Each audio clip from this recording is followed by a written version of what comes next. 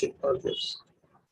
Okay, so warm greetings to all sisters and brothers that join us today from the USA, from India, and from all over the world. We thank you as always for your lovely presence in these Sunday programs organized by Pragya CS Studio as a part of an effort to take the opportunities given by this pandemic to spread theosophical teachings and to provide a space of sharing together in unity and brotherhood in spite of the physical distances and the frontiers that, as we know, are ultimately only an illusion, as we all are united by the divine in us and connected by our hearts. Today, we are very honored and happy with the guest that we have, Sister Barbara Hebert, the president of the Theosophical Society in America, who from her own experience has brought a very important and we hope useful and helpful program, Theosophy, Mental Health, and the Healing Process. Before we introduce properly our speaker, we are going to get together with that sense of unity by getting comfortable and repeating together the universal invocation. So we can get comfortable if you want to close your eyes, whatever you feel better. Oh, hidden life, vibrant in every atom. Oh, hidden light, shining in every creature. Oh, hidden law, embracing all in oneness. May all who feel themselves as one with thee know they are therefore one with every other. You can stay for some minutes with this thought and feeling of unity, and we can send the thoughts of peace, harmony, love in all directions to all living beings.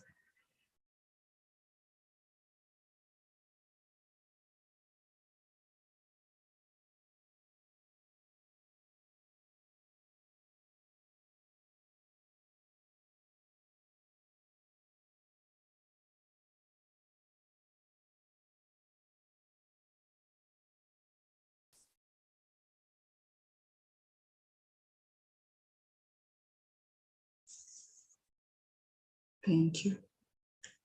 Well, then, as I have already told you, it's a really great pleasure to have our dear Barbara today with us.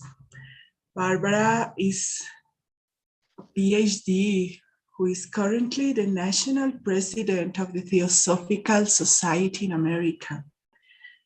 She has been a member of the Theosophical Society for over 40 years. Actually, she is from a Theosophist family, and the influence of her grandmother has been very, very big in her theosophical path and theosophical life. As member for over 40 years, she has been involved in local, regional, national, and international theosophical work. Her PhD is in counselor education. And before becoming president of the Theosophical Society in America, she served in several different mental health capacities while also maintaining a small private mental health practice.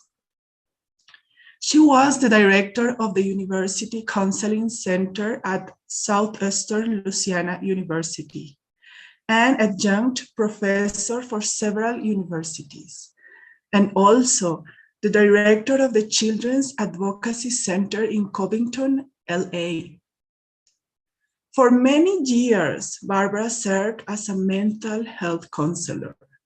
So really from that very, very important background in the professional level and all this deepness that she has undergone with the Theosophy. We are happy to hear her talking about Theosophy, mental health, and the healing process. Please, Barbara, be welcome. Thank you for accepting our invitation, and the floor is all yours. Thank you so much for having me. And thanks to all of you for being here. It is a joy and a pleasure to spend time with you all today. Thank you.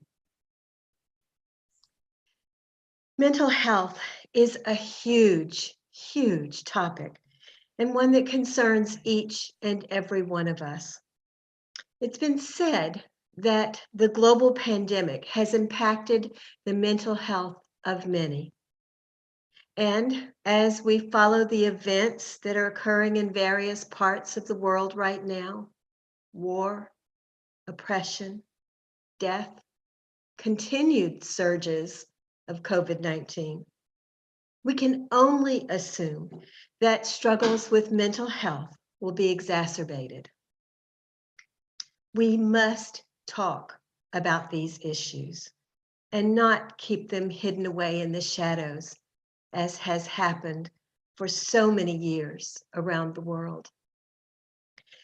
Mental health issues have probably always been a part of humanity and its struggles.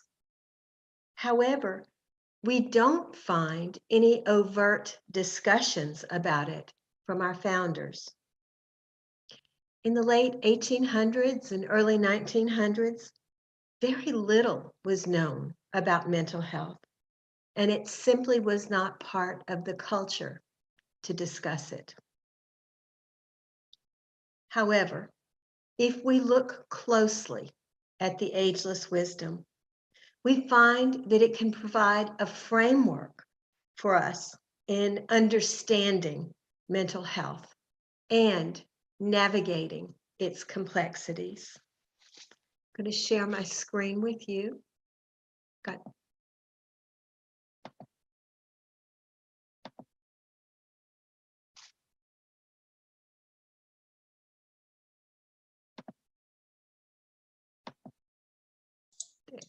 It's okay, yeah. There we are. So today, we are going to look at a few aspects of mental health in the light of the ageless wisdom. We're going to limit our discussions to a couple of situations that impact, I think, many people. But we're not here to discuss more serious mental health issues. That takes more time and depth and complexity than we have. And we're definitely not going to go into anyone's personal experiences. So, with that being said, oops, I hit the wrong button. Sorry. There. Just takes me a second to get going there. First, a little bit of background about therapy and its role in a person's life. As a therapist and counselor educator for the past 25 or so years, I've worked with many people, ranging in age from toddlers to people in their mid to late 80s. Never once have I referred to one of these individuals as a patient. My focus has been on working with clients. Now, this may seem a very small language difference, patient versus client, but it has profound connotations. The word patient implies that there is something wrong with the individual, that he or she is sick in some way and has a condition that needs to be corrected by some sort of outside clinician. My perception, and the perception of many health professionals around the globe, is that there's nothing wrong with the client. All of us run into difficulties and obstacles in our lives. This does not mean we are sick. It means we are human. It is my belief, and again, the belief of many, that the client simply needs some support in finding their own answers to the issues which they face. The therapist doesn't fix problems or tell someone what to do. Rather, the therapist helps the client identify what's not working in the person's life and then offers insights and asks questions to facilitate the individual finding his or her own answers. Thus, at the end of the therapeutic process, at this portion of the person's journey, he or she has identified the obstacle and found their way through it with the support of a professional who has full and complete confidence in his or her ability to do it. It is a matter of walking with another person for a period of time along their journey. Doesn't this sound like our perception of human beings through the lens of Theosophy? Each of us is on our own journey. As we move forward in progressive development, we inevitably face issues, obstacles, difficulties, and so on. Our task on this pilgrimage is to learn as we experience these situations so that we grow in self-awareness and in expansion of consciousness. We are finding our way back to the knowledge of who we really are. We have been placed, or have placed ourselves, in families and conditions that will provide us with the greatest opportunity for growth and self-discovery. Our lives in physical manifestation have often been compared to a classroom. Each lifetime is perceived as a period of time in a classroom where we learn, we grow, and then we return home. And when the time is right, we return to another classroom setting. When we perceive the obstacles in our path as opportunities for growth, it can make the situation more tenable. It doesn't solve the problem, nor does it erase the pain that we experience overcoming these obstacles. However, it does provide an understanding about why the obstacle has appeared in our path. We begin to look at the situation from a more universal or soulful perspective rather than a personal one. So it's time for a few disclaimers. Share my screen again.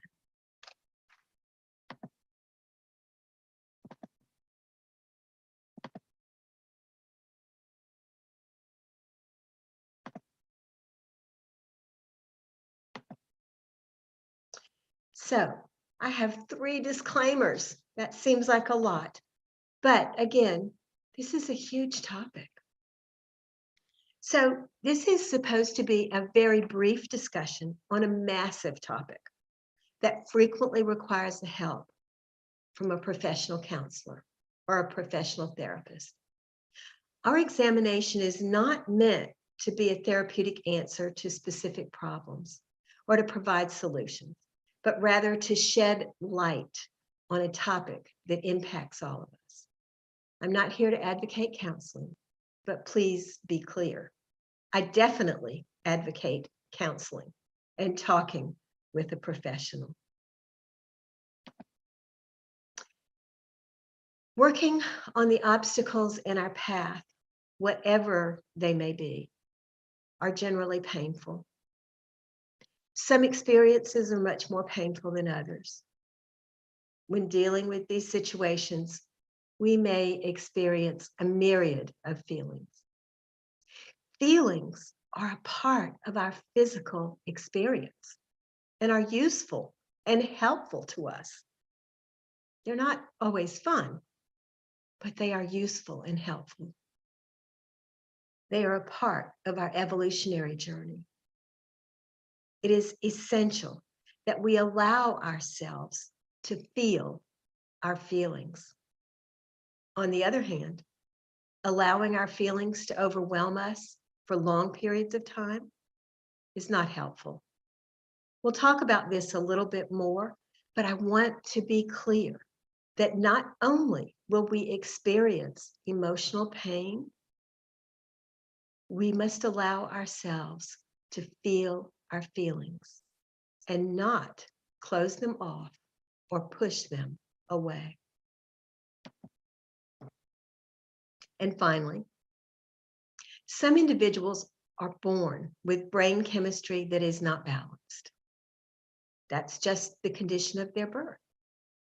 That is, the brain does not make the appropriate chemicals to keep the emotions and other aspects balanced. In these cases, medication is most useful. I'm thinking here of diagnoses of depression, bipolar disorder, and others, many others. It is not possible for a person who is struggling with depression due to a brain chemistry imbalance to just snap out of it. Can't snap out of brain chemistry imbalance. It's a biological issue and needs to be addressed as such.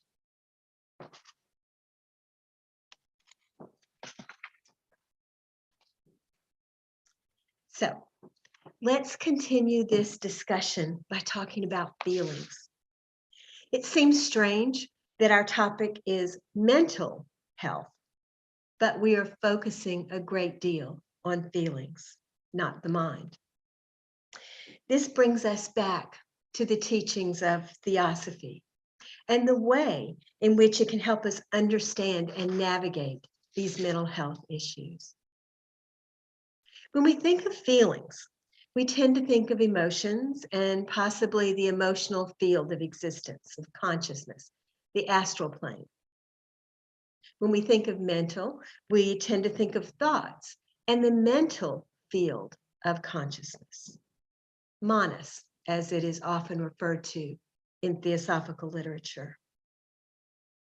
When we talk about mental health, we are most likely referring to lower manas and its inner workings with the astral plane, or what is called in theosophical literature, kama manas. We are referring to that mixture of thoughts and feelings that coalesce, for want of a better word, to impact us as human beings. For example, an individual experiences a tremendous disappointment on the physical plane of existence. I think we've certainly all been there.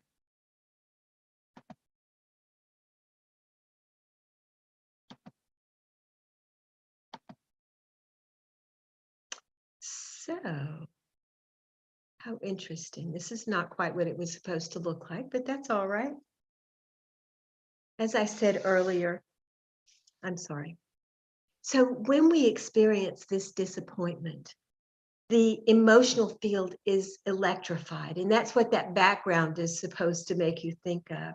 The emotions begin to swirl around us.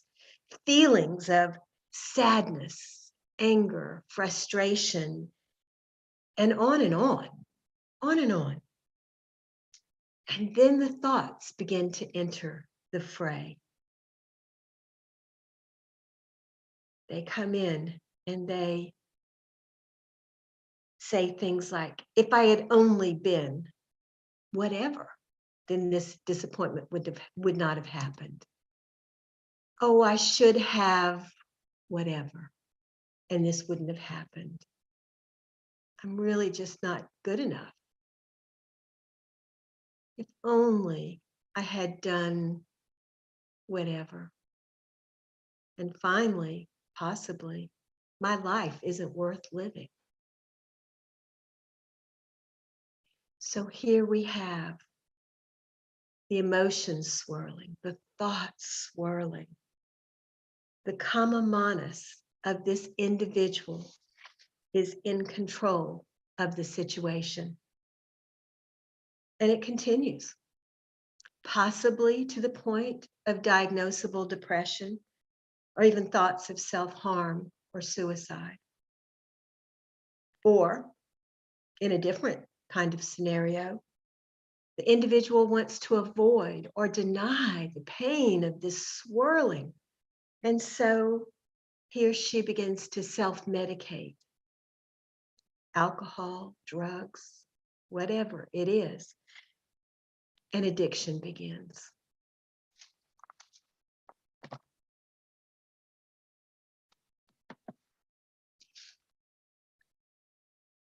As I said earlier, it's important to feel our feelings, not to shut them out or push them away. Shutting them out or pushing them away does not make them go away.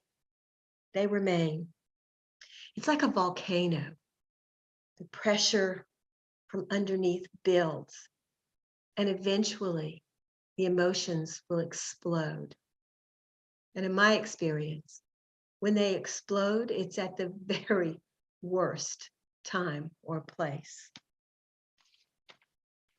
Learning to express our feelings in a safe and appropriate manner is a part of our journey, a part of our physical journey, a part of our learning.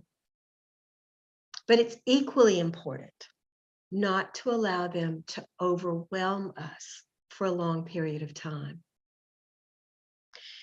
It is human to feel sad, to feel angry, to feel frustrated, to feel anxious at times. But it is also part of the spiritual journey to, at some point, begin to consider why we were so disappointed, to use this particular example. What is it that we had hoped for, anticipated, or expected? What can we learn from this situation so that we can respond differently in the future? Am I making it sound simple? It sounds simple. It is not easy to do. We spend lifetimes learning to work with our emotions and our thoughts. Where is that balance between feeling our feelings and being overwhelmed by them? Where is the balance between self-awareness and self-obsession? That is something that only the individual can know, although he or she can frequently be helped by a professional in identifying and creating that balance.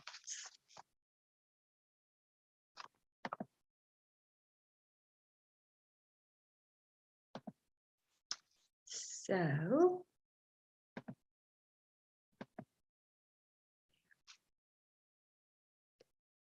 for an individual on the spiritual path, if we understand how mental, emotional health works, the swirling and the controlling of the kama manas, then we are less likely to get caught up in it.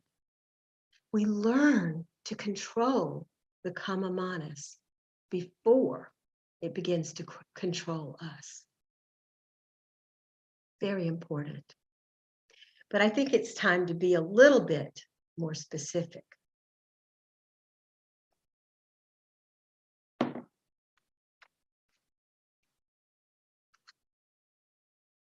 Some years ago, a woman came to see me in my clinical practice because she was experiencing anxiety about her son. He was in his 20s, and she felt that the life choices he was making were potentially harmful to him. I can't remember the choices he was making, but I'm guessing they were the typical issues of a 20-something-year-old man who was trying to find his way in the world. The mother, however, indicated that her anxiety was becoming such a problem that she had difficulty sleeping, concentrating, and focusing. It was impacting her work and her relationship with her son. She felt him pulling away from her as she tried to help him. That is, as she tried to manage his life, make his choices, and protect him. The mother's background included being a single parent for many years, raising 3 children, 2 girls, and this young man, alone after the tragic and unexpected death of her husband.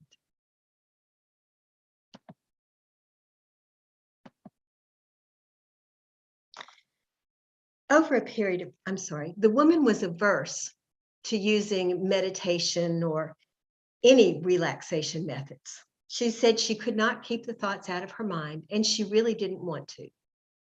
She felt that the more she thought about him, as long as she kept him in her mind, she was keeping him safe. An irrational belief, but not an uncommon one.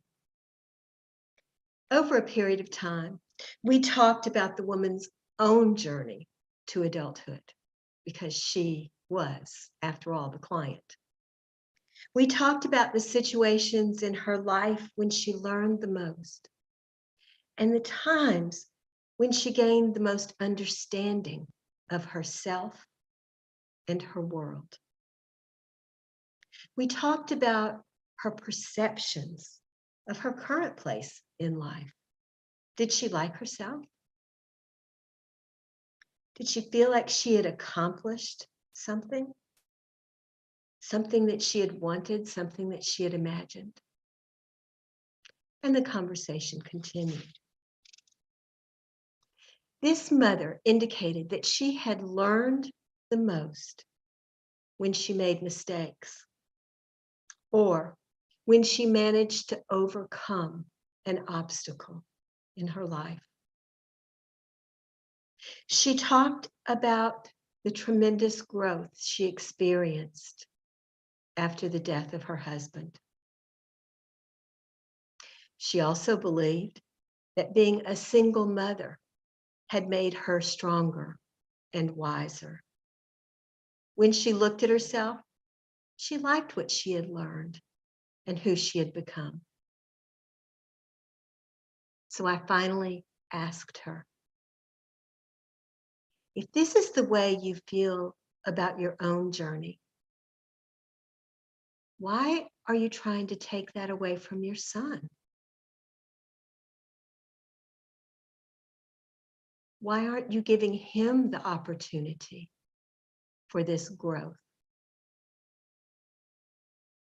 Needless to say, she was shocked, and she began to think about things very differently. We talked in detail about the journey that each of us takes during our lifetime. Never mentioning reincarnation, we talked about the importance of each individual's journey. I shared with her a poem by Tagore from his book, The Prophet, entitled On Children. And I do want to share that with you.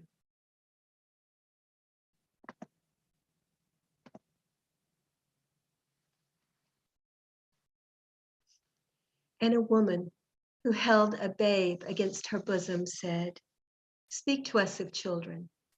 And he said, "Your children are not your children. They are the sons and daughters of life's longing for itself. They come through you, but not from you. And though they are with you, yet they belong not to you. You may give them your love, but not your thoughts, for they have their own thoughts. You may house their bodies, but not their souls. For their souls dwell in the house of tomorrow, which you cannot visit, not even in your dreams. You may strive to be like them, but seek not to make them like you. For life goes not backwards, nor tarries with yesterday. You are the bow from which your children, as living arrows, are sent forth. The archer sees the mark upon the path of the infinite, and he bends you with his might, that his arrows may go swift and far. Let your bending in the archer's hand be for gladness, for even as he loves the arrow that flies, so he loves also the bow that is stable.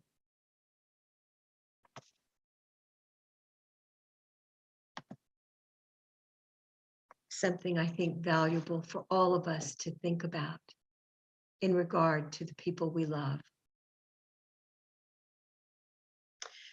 My client and I discussed this poem in depth. And at some point, this mother began to realize that her worries for her son were not helpful to him. Having him live the life she wanted him to live was about her, not about him. She began to see her son as a unique individual on his own journey, much loved by her, but moving toward his own fulfillment. Her anxiety dissipated, and she began a new and different relationship with her son. It seems evident to me how the Theosophical teachings provide a framework for this particular situation. This wonderful woman had never stopped to really look at herself, see herself for who she truly was, a strong, independent, caring person. She never stopped to realize how she had grown through her life and the obstacles she had surmounted. Her self-awareness grew tremendously through this process. Furthermore, she realized that her selfish, but understandable, attachment to her son was hurting him as well as their relationship. She came to see him as a capable person who had experienced trials and tribulations in his life that would only make him stronger and wiser, just like hers had done for her. She saw him on his journey, just as she was on hers. She began to trust the process of life and to let go of her useless and feeble attempts to control her son. It is not unusual for us as human beings to try to control situations or other people. Almost all of us can look to our beliefs and realize that not only is it impossible to control things, there is no need to control.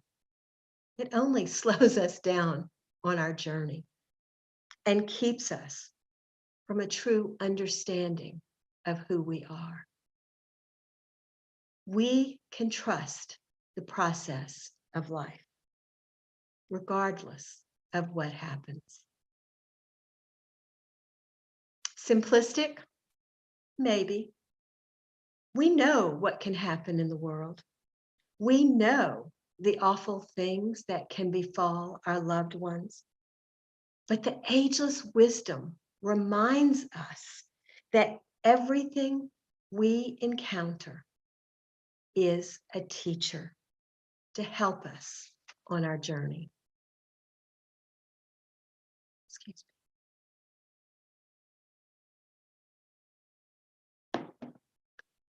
Many individuals are born into lives and families that provide them with what is referred to as adverse childhood experiences, ACE. These adverse childhood experiences range from poverty to domestic violence, to physical and or sexual abuse, to living with a parent with a mental health issue, to bullying, and on and on. According to the Center for Disease Control in the United States, 61% of adults in the US experienced at least one adverse childhood experience, with one adult in 6 experiencing at least 4 or more. My supposition is that this situation is mirrored in other countries around the globe.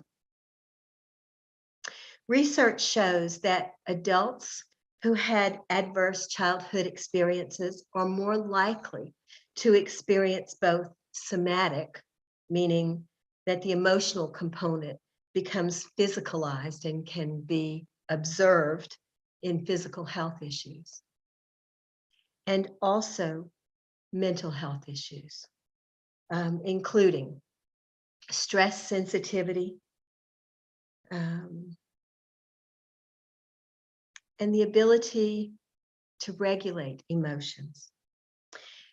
Various types of adverse childhood experiences impact different areas of the brain, the physical brain, initiating various responses. These responses, both physical and emotional, both physical and emotional, appear both in childhood and in later life. Just a few of the mental health issues seen in adults who experienced adverse experiences as children include hypervigilance, that is, sort of feeling the room, assessing the room, being oversensitive to the feelings of potential threat, and awareness of sort of what everybody in the room is feeling, so that if there is a threat there, the individual can protect himself or herself.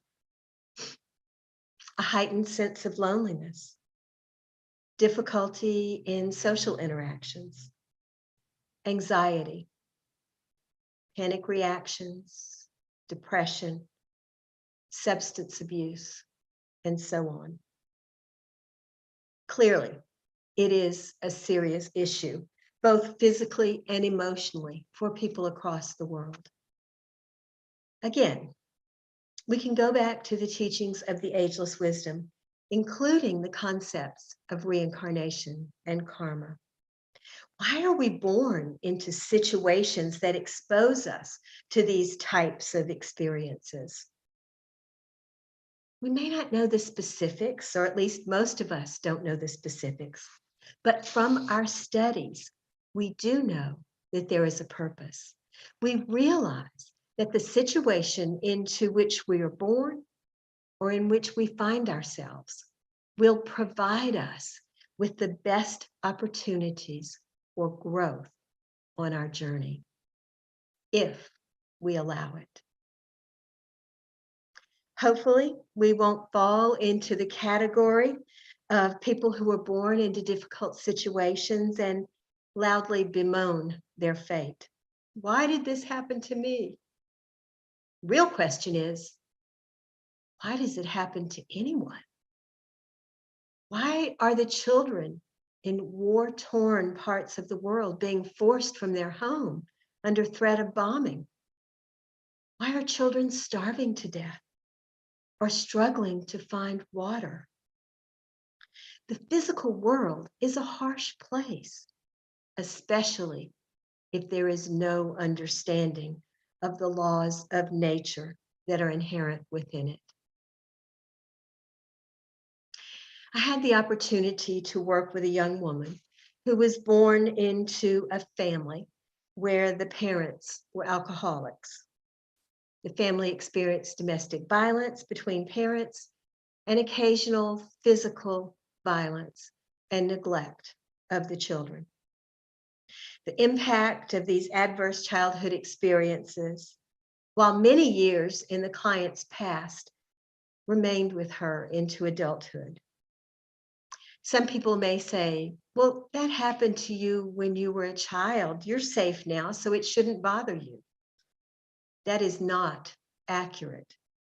As we've already discussed, the trauma incurred at a young age becomes a part of the person's emotional and mental fields, as will be evident from the young woman's situation. This young woman came to me because she was having marital issues.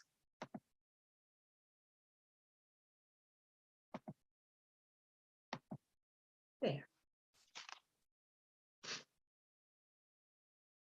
She described her husband as controlling, becoming angry when she talked to others, especially men. She said that he was a good father to their young children, but he would become angry at times over seemingly small situations. His anger frightened her. However, she believed that it was likely her fault that he became so angry at times. She wanted to remain married to him because she was afraid to be alone. Her goal was to work on herself so that she could improve her marriage. We spent quite some time talking about her childhood background, her courtship with her husband, and their relationship to date. It quickly became clear that her adverse childhood experiences were impacting her decisions and choices in her life today. She struggled with depression and anxiety, having already been diagnosed by her medical doctor previously. She also felt an innate sense of loneliness, even though she had a few friends and family members. She described the idea of being alone as terrifying to her. Her hypervigilance led her to awareness of the surfacing of her husband's anger, and she would quickly remove herself and her children. Her perspective was that if she didn't remove them and didn't allow him to calm down, then violence would erupt and someone would get hurt. This young woman believed that the marital issues stemmed from her lack of everything. It was all her fault. She was not lovable enough, not smart enough, not a good enough mother, not a good enough wife, and on and on. Well, it only takes a few minutes to talk about this young woman's situation. The therapy involved took several years and involved layers upon layers of self-work on her part. For ease of discussion, I am simplifying both the situation and the therapy that she did. But I want to be clear that I am not minimalizing the situation or her tremendous work. Through the course of therapy, it became evident to the client that the terrified child who had experienced violence and chaos was still a part of her psyche. The trauma remained and needed to be addressed. It was this part of her life that feared the anger and anticipated violence. The hypervigilance stemmed from this part of her. Working to heal this residual trauma requires, from my perspective, working with the child self. With this type of therapy, it's almost as if time folds in on itself so that we have the adult self and the child self in the same time frame. Typically, this is done through visualization, although other therapists may use different techniques for internal healing. Through this process, the client worked on helping her child self feel safe and loved. The adult self spent a great deal of time reassuring the child self, determining what that child self needed and providing it for her. This work of reparenting the inner child was essential in the healing process for this client. As she learned to love and protect this inner child, she was learning to love and protect herself. In conjunction with this healing, we also identified where the negative self-talk originated and how inaccurate it was. Children who live through adverse childhood experiences often blame themselves for the dysfunction in the family situation. They begin to take in those negative messages that are not true.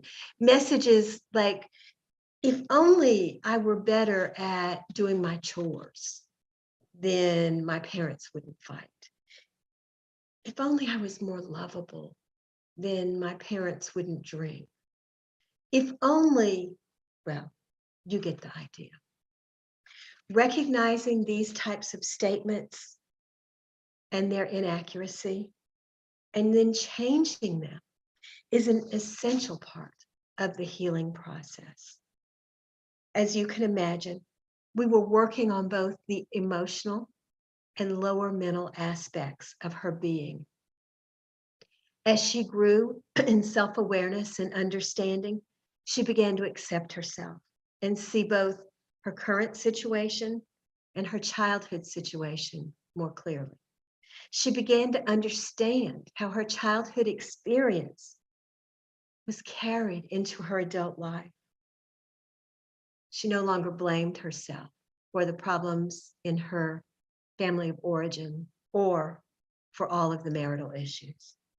She began to take control over both her emotions and her thoughts, working in controlling her kama manas. This young woman began to see herself as she truly is, a child of divinity, or whatever one wants to call that. No more important, but significantly no less important than any other. Not a believer in reincarnation or karma, nevertheless, she came to recognize her own resiliency and beauty through understanding these experiences and their impact on her. She perceived the innate strength that she possessed, the strength that allowed her to get through her childhood experiences. And she recognized that this strength would help her navigate her daily life into the future. She believed that the divine had a plan for her, even if she didn't understand it, and was committed to growing in self-awareness. The depression decreased, the anxiety and panic attacks decreased significantly. When she felt the anxiety begin to creep up, she was able to recognize it and stop it. In other words, she was learning to control her kama manas. It makes me wonder if the real challenge in experiencing adverse childhood experiences is not in experiencing those situations, but rather overcoming them and their impact as we reach adulthood. Makes me wonder if this is where we learn the most. One does not have to have a knowledge of Theosophy to understand and navigate mental health issues. However, it does help to provide a framework for it. We know that the ageless wisdom runs through every religion and tradition. Therefore, even if the framework for understanding is not verbalized in theosophical terminology, it remains based in the ageless wisdom tradition. Understanding mental health issues is a complex and multi-layered subject, far too complex for our brief time together today. However, by looking at a few of the basic theosophical concepts, unity with the divine, reincarnation, karma, progressive spiritual development, we can understand it a little bit better. This, in turn, facilitates our own journey in spiritual development. Deepak Chopra says that, quote, awakening is not losing who you are, but discarding who you are not. Healing is much the same way.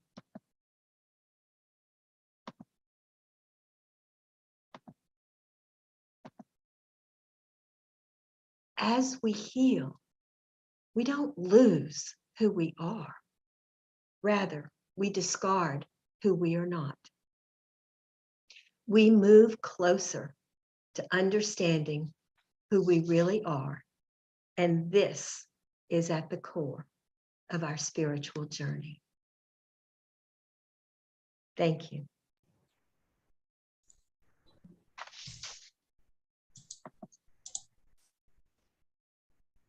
Thank you. Thank you so much, Thank Sister you. Barbara, for such a wonderful, engaging, and full of insights based on your real life experiences in dealing with people. And also sharing with us the results, the positive results that you have reached with having this approach. So thank you. Thanks a lot. And now we would open the session for our delegates who might have any queries, question, or some clarification if they need, because yes, in today's times, mental health has been, I mean, stress has been declared the epidemic by the World Health Organization of 21st century. So, okay, Dr. Rajam is raising her hand. Dr. Rajam from Mumbai. She is from Mumbai, Barbara. Yeah. Hello, So, Dr. Rajam. yeah. Madam, I think that poem is of Khalil Gibran. Yes. I saw that you posted that. And Not So- Rabindranath Tagore, Prophet. Prophet is of Khalil Gibran. you're right. Yeah. My Yeah. apologies. It is. My apologies. Thank you for that clarification. It was, thank you. Yes. No, we understood it was a typing error, so that's why, yeah, it's okay. No, it's okay. I think, thank you for sharing with that. And Yes. but definitely that poem that you shared, like, cleared everything, how we become the owner of the children. I mean, the parents become the owner of their children rather than the custodians. Yes. So, and Dr. Rumshed, thank you. Thank you so much. I am very, very grateful for that clarification. I love Tagore, and I think that's why I put his name in there instead of Gibran. So thank you. okay, so thank you for that clarification. And we have one question here in the chat box from Sister Benita.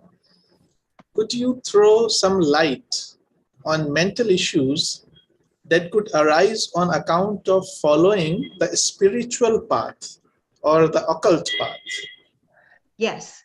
So again, I am a seeker on this path, just like all of us. And so I don't have answers, but I do have opinions. So I will share with you my perspective and my opinion about that. I think that as we are told in the literature that this is a razor-edged path. And I think that the further we go on this path, the more essential it is to have control as much as possible of the kama manas, because we can be thrown off so easily. The occult path, the spiritual path is very difficult. It is so easy for us to be pulled in our own perspectives of importance or our own desires, our own personality needs or wants. And we have to be aware of that. So I think Juliana Cesano, who I think many of you know and who will be doing meditation for the School of the Wisdom, she and I were actually talking about this just this week, and about the importance of having a very balanced emotional, mental health internally, in order to really move forward on the path. Maybe at the very beginning, as we begin our spiritual journey, as we start to learn to meditate, as we start to study, maybe, you know, that's part of the process. But certainly as we get further along, it is essential. Or otherwise, we read in the Mahatma letters of people who didn't survive that process. I hope that answers, or at least shares a perspective on your question. Thank you, Sister Barbara. We have a lot of comments. Even we have Sister Vimal with a raised hand. But before giving the word to Sister Vimal, we will read one more question for Sister Shanti. She has written, "Thanks for the useful and deep talk, Sister Barbara. Knowing Theosophy is for sure very helpful for the therapist to treat the patient or client in a wider way and a holistic way. Have you ever tried to share this knowledge with your clients, and has it helped them to understand their problems better and heal?" So one of the things about being a therapist, from my perspective, is that I am really only there to share the journey, not to tell them what I believe. So, for instance, if I were a Christian Catholic, it would not be appropriate for me to share my Catholic belief system with my client.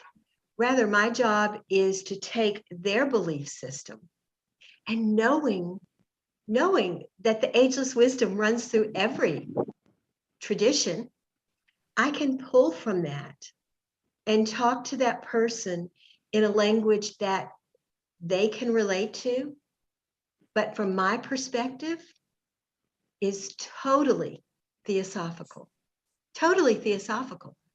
But I don't use that language, but I can help them through their language, through their religious tradition, see more clearly. So that's how I have worked with clients through the years.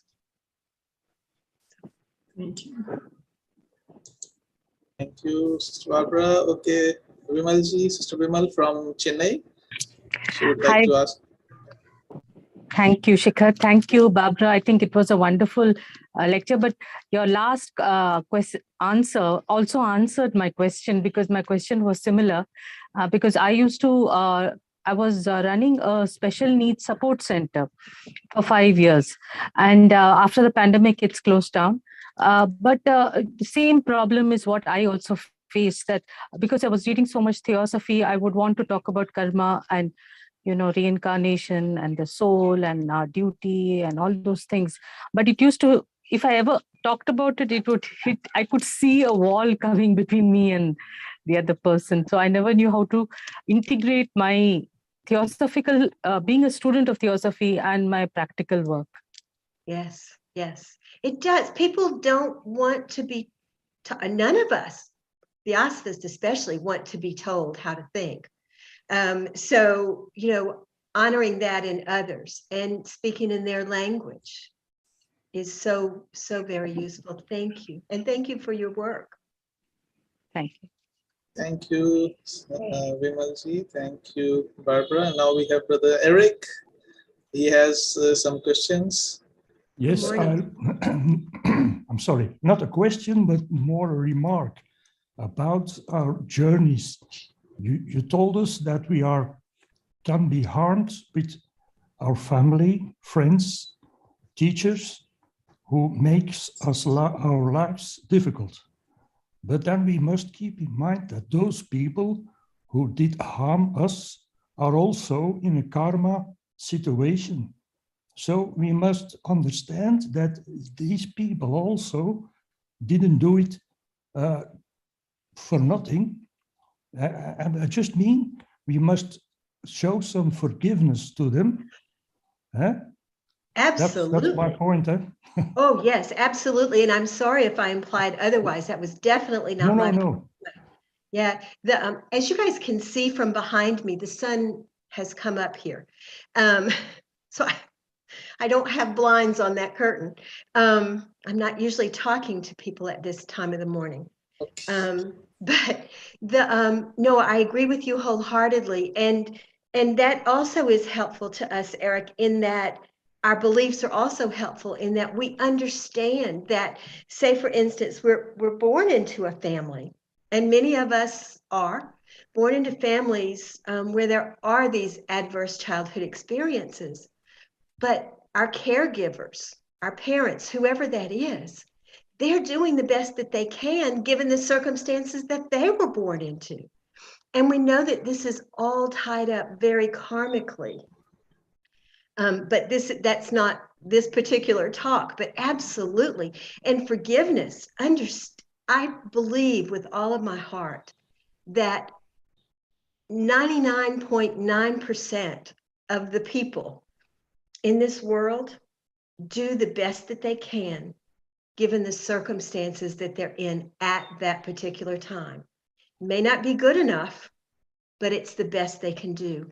And therefore they deserve our understanding, our compassion, our forgiveness, because it's part of our journey and they're part of our teachers. Absolutely, yes. So thank you, yes. Thank you, Brother Eric. There is a comment from one psychotherapist who in this session, Brother Sudeep Kumar Mishra. He has said, thank you, respected sister, for your insight on mental health. Being a psychotherapist himself, this session has been very helpful to him. So thank you. Actually, I guess this session has been very, very helpful to all of us to go and do like a self-exam also on us. And talking about self, there is a question by Sister Shanti again, who says how to deal, with self-blame and reach self-forgiveness. That's the hardest, in my opinion. I agree. It is much easier for most of us to forgive someone else than it is to forgive ourselves. But aren't we as deserving of forgiveness as others? We're all the same. You know, if we forgive someone else, we are truly forgiving ourselves now on the deepest level. But that's not, I know what you're talking about. We all make mistakes on our journey. We all do things we wish we had not done. We've all hurt people, hopefully unintentionally, but sometimes intentionally. When we are human beings, this is a journey. This is a growth experience. Can we look at our experiences in the past and say, I wish I hadn't done that, but I was doing the best I could at that time, and I will never do it again. I think, and this is from Maya Angelou, this is a paraphrase, not a direct quote, but it's, when you know better, do better. And as long as we're doing better, we're really working on that, then it is easier to forgive ourselves because we know that we are moving forward on our spiritual journey. Again, in my opinion, I hope that's helpful. No, I think that's very, very profound Yes. opinion, even if you are calling it opinion, but I think that's a very profound thing that you have just mentioned, that if we sincerely try to improve and not repeat the same mistake again, that will bring the self-forgiveness. Because if we keep repeating the same mistake and again, there is no point in it. It means we are not learning. So that was, really a pearl of wisdom. Along with other pearls of wisdom that we have shared till now. But this brings me, I got a question in my mind. Although, okay, time is about there, but just a couple of maybe this question and some more. That you just replied about the client that you do not share with them the theosophic, the terminology or all those things. But what has been your experience in your professional relation, your other professionals in this field, when you discuss with them, are they open to such things, or they, such kind of approach, or are they limited by the modern medicine or modern psychological approach? How do you feel?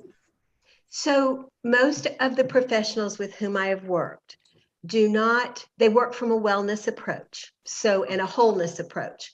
So they don't really fall into the typical Western medical approach. Okay. Some professionals I can share my belief system in more theosophical terms with. Others, I wouldn't even make the attempt. I laugh because for many years I supervised young counselors, young in the profession, they just left school, and then they had to do a minimum of 2 years of internship, so to speak. And I supervised them as they worked in the field and met with them weekly to talk about everything that was related to their profession. And I worked with one lady. She was an older lady. She was what is referred to, I think, by many as a, quote, born-again Christian. Very, very fundamentalist Christian. Do you know that she never, ever realized that I was not Christian? Oh. I used her language, but I talked to her from my perspective, using her language. So I wasn't trying to lie to her. I just wanted her to hear. And the only way for her to be able to hear was to talk about it in a way she understood. So that's a skill we all need to develop, using the same terminology as the person in front of us and communicate in that language. So actually, I guess that has to see with the fact of putting yourself in the shoes of the other one, and how theosophy is really common ground for everything. Yeah, I do believe so, 100%. In fact, this lady referred a number of clients to me from her church. So I ended up working with a number of people with this same sort of belief system. It's quite interesting. So. Professor Shinde is also here. Would you like to say something, Professor Shinde? I must congratulate Barbara. Very nicely she dealt. It is very inspiring and really interesting talk. Barbara, can we think of Indian mind and other mind? So the mind's health differs according to the culture. And one thing I have observed, we are more open to the grandchildren rather than our children. So this is what in India we find how the Indian mind thinks. I don't know the other country and other culture, but mental health is more concerned with our expectation, anxiety, or liabilities of the children and grandchildren. So this, I want to know how you, because once Radha Bernier said, the other countries' people, they won't understand the Indian mind. So when the Indian mind, it has got different cultures. And to understand the Indian mind, we must understand the health of the Indian mind and how it thinks. That is what just I am putting a question. It is not answer immediately, but how do you look at it? Well, and I will say, Professor Shinde, that was one of the issues that I struggled with when I was preparing for today, Yeah. because I am only aware of the Western mind. And as much as I love India, as much as I love other countries, as much as I feel connected and unified with brothers and sisters across the world, I have limitations. So because I only know my culture.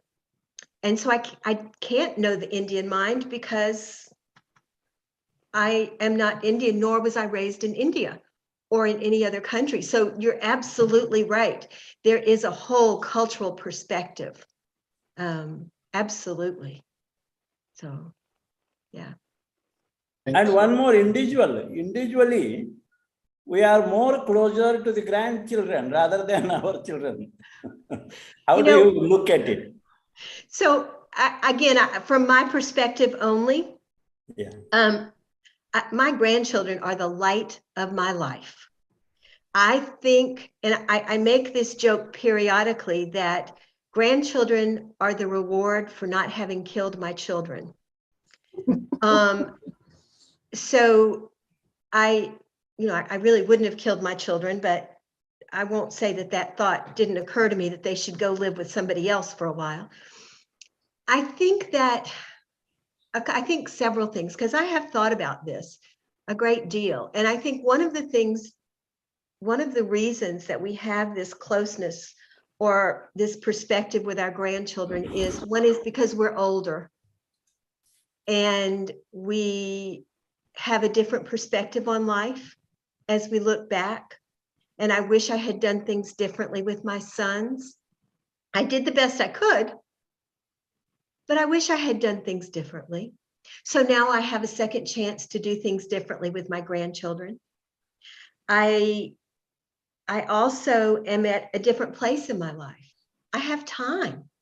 Yeah. I'm working, of course, but not working 40 hours and coming home and trying to manage children and making supper and getting homework done and getting them to sports practices or whatever.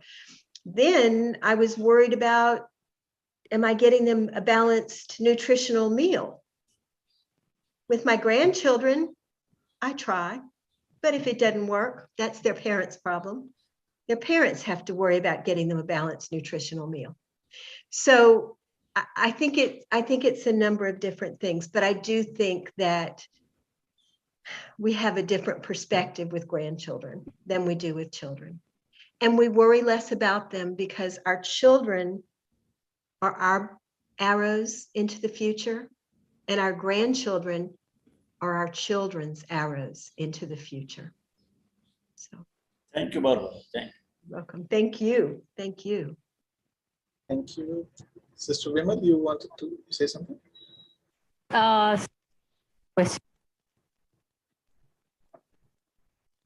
Your voice not coming, Vimalji?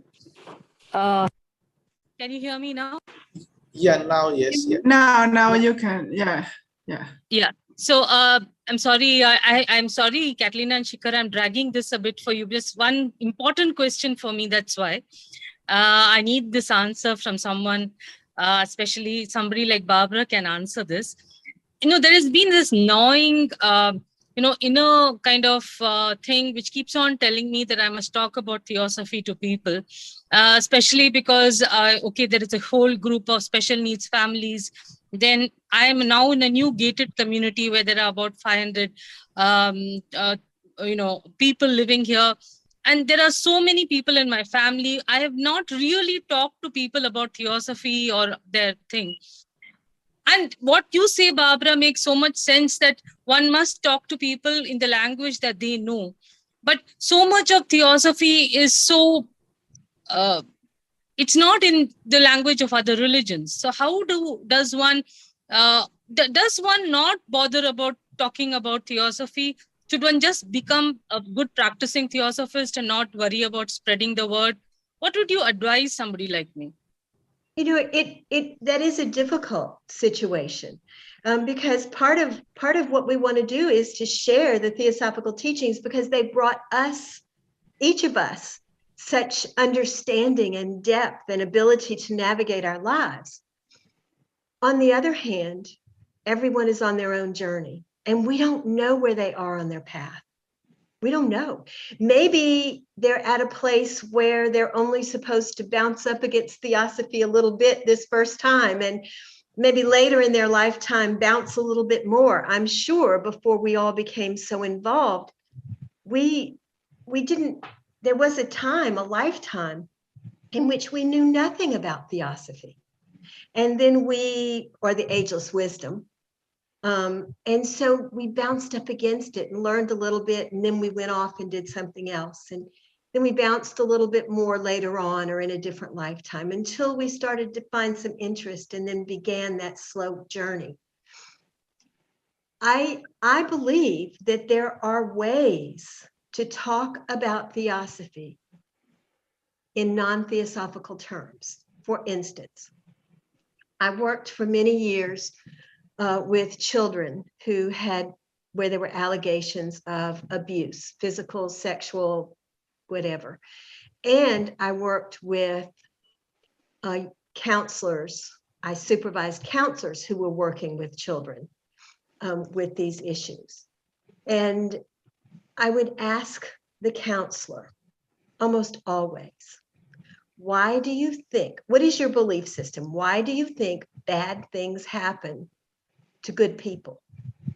Why do you think that happens? And so then they could tell me their perspective, and I could use that and build on it. Now, we didn't necessarily talk about reincarnation or karma, but they almost always came back to a belief that, and because I work in the Western world and I work in a small southern town in the United States, very Christian oriented, they would always almost come back to God has a plan. God loves his children. God has a plan. And so we could work from there, because in my perspective, reincarnation and karma are a plan. No, it explains the why. We don't know the details of the why, but we know the why. So I could use that to move forward.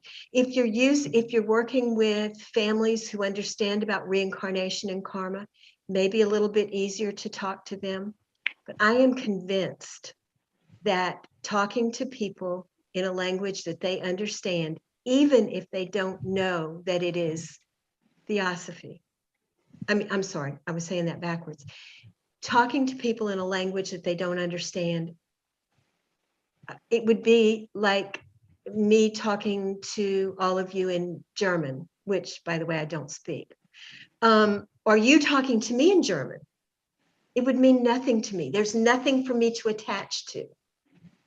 But if you spoke to me in English, even with a strong German accent, I could probably get that.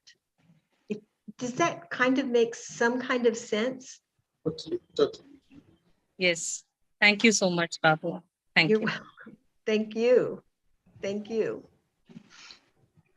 Thank you.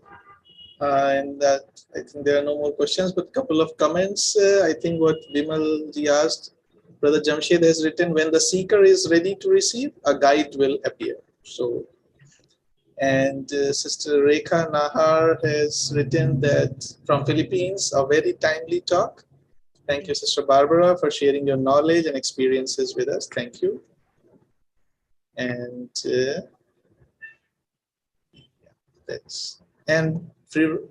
Sister Firoza Master from Mumbai, thanks to the speaker and nicer. So everybody is, I think, has loved and I think got really some motivation and inspiration to work in these directions. And I don't see any more raised hands, so we can proceed for the closing session. Catalina, is that okay? Okay. So first of all, on behalf of Pragyasia Studio and for all these delegates present who benefited today from your very valuable sharing, discussion and talk and your thoughts and insights, we extend a heartfelt gratitude to you, Sister Barbara, for sharing with us.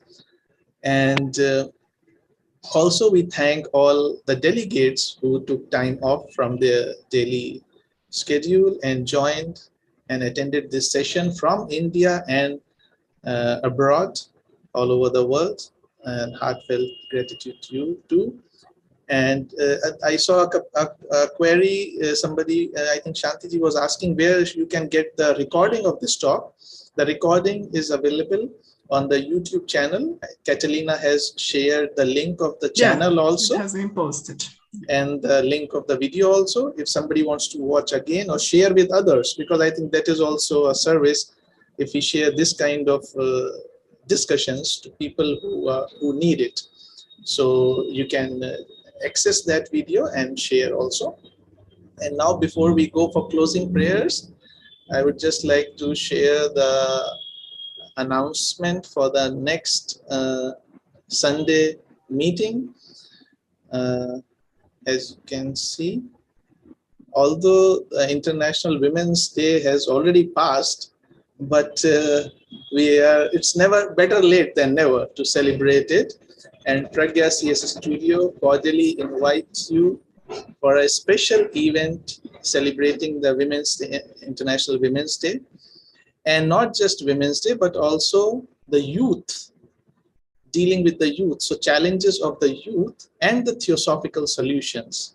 And in that, we'll be having 3 young speakers from Indian section, Shri Yashi Ojha, who will speak on mental health and theosophy. We'll have Kritika Goyal, who will speak on challenge of dealing with comparison and competition in today's world. And we'll have Pooja Gole, who will share her thoughts on struggle of surviving, and it will be followed by discussion and question and answer. And the program will be hosted by Catalina Isaza Cantor. So it will be a truly Women's Day celebration event.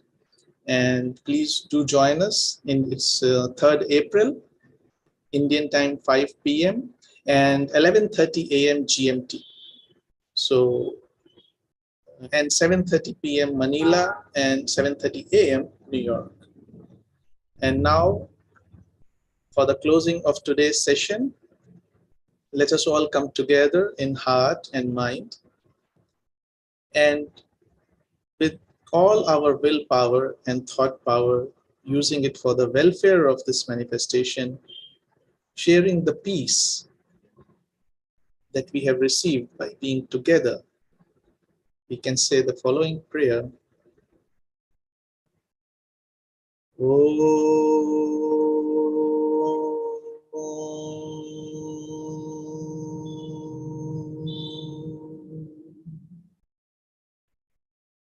May all become happy. May none fall ill. May all see auspiciousness everywhere. May none ever feel sorrow. Shanti, Shanti, Shanti. Oh.